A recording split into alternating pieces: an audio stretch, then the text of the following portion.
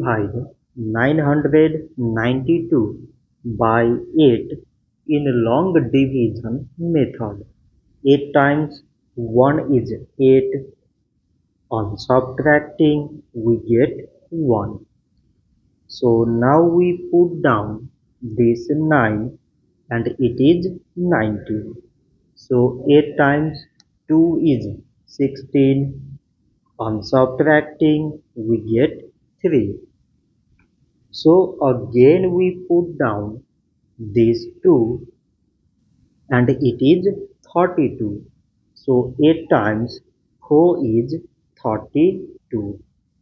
On subtracting, we get 0. So 992 divided by 8 is 124. So this much for today and thanks for watching.